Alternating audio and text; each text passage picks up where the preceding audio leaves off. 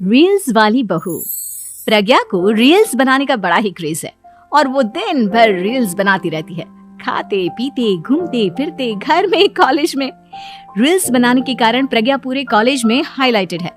जहां उसकी रील्स सभी को पसंद आते हैं, वहीं मनीषा चिंता में डूबी रहती है। एक रोज जब खाते हुए प्रज्ञा रील्स बना रही होती है, तब मनीषा कहती है, 1 मिनट भी चैन नहीं है इस लड़की को।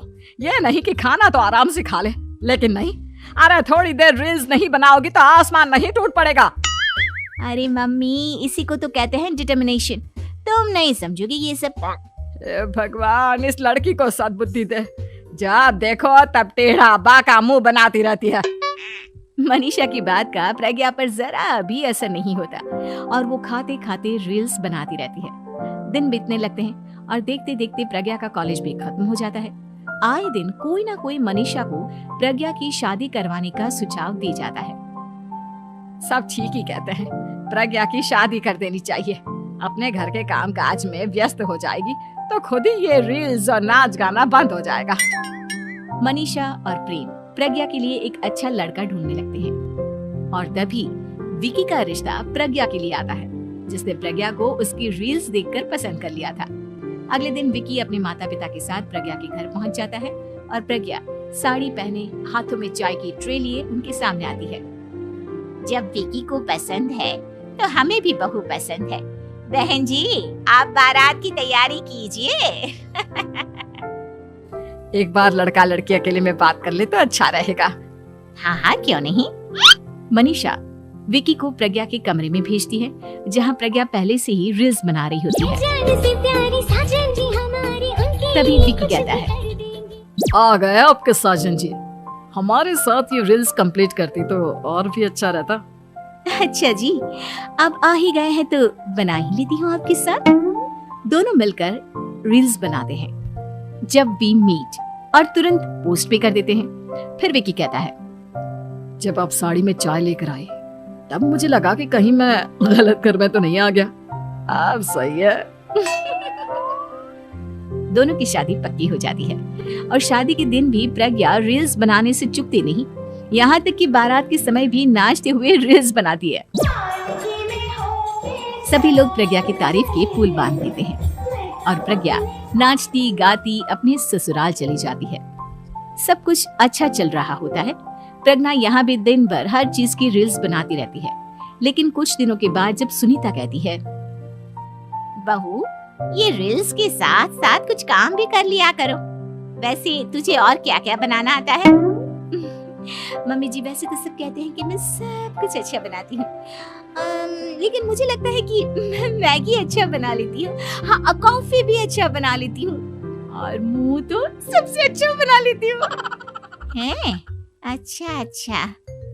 सुनीता अपना माथा पकड़ लेती है और कहती है, बहू, कुछ खाना बनाना भी सीख लेती।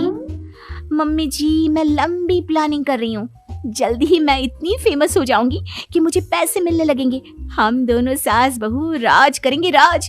नौकर काम करेंगे और लोगों की तो लाइन लगेगी हमसे मिलने के लिए। तेरा दिमाग खराब हो गया है क्या बहू? हंसी मजाक तक ठीक है, लेकिन इस तरह घर नहीं चलते। जितना जल्दी हो इस घर के तौर तरीकों को सीख लो।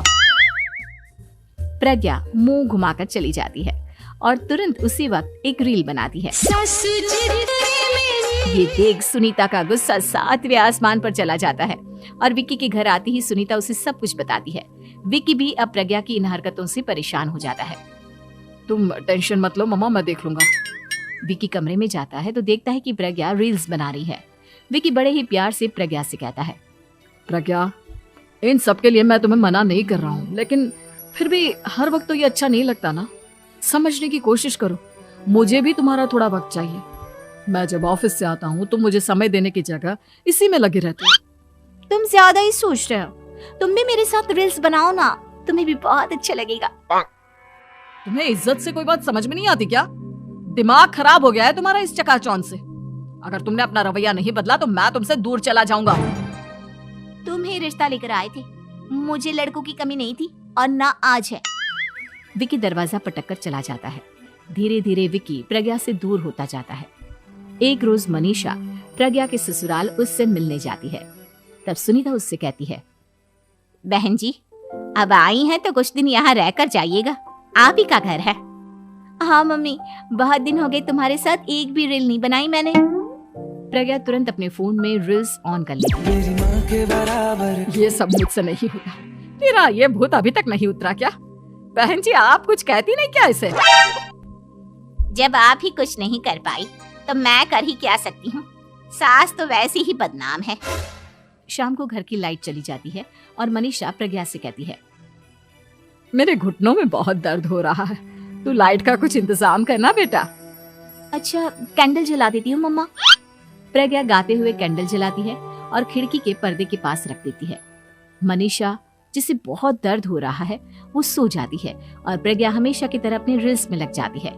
उधर कैंडल की वजह से पर्दा आग पकड़ लेता है और मनीषा के कमरे में आग लग जाती है।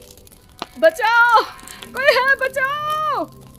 सभी भागते हैं और विकी कमरे की आग बुझाने में लग जाता है, लेकिन तब तक मनीषा आधी जल चुकी थी।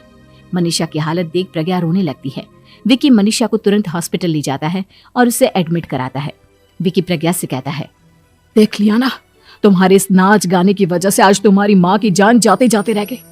अब पता नहीं तुम और क्या चाहती हो। उधर डॉक्टर कहते हैं, इनकी हालत बहुत नाजुक है, आधे से ज्यादा जल चुकी है। प्रज्ञा रोती हुई मंदिर में जाती है और भगवान के आगे जाकर कहती है, भगवान, मेरी माँ को ठीक कर दो।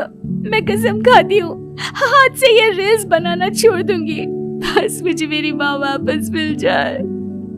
2 दिन बीत जाते हैं और मनीषा खतरे से बाहर आ जाती है। पेशेंट अब ठीक है, आप लोग उनसे मिल सकते हो। सब कोई मनीषा से मिलता है और प्रज्ञा सबके सामने अपना फोन तोड़ देती है। मुझे माफ कर दो मम्मा, मैंने तुम लोगों की बातों को नजरअंदाज किया। बेटा, कोई भी चीज जरूरत से ज्यादा खराब है। मैंने तुम्हें रील्स बनाने से कभी मना नहीं किया, लेकिन हर वक्त एक ही चीज तो सही नहीं है। मैं समझ गई हूँ मम्मा, आई एम सॉरी। प्रज्ञा उस दिन से रील्स बनाना छोड़ देती है और पूरी तरह से अपने घर में लग जाती है।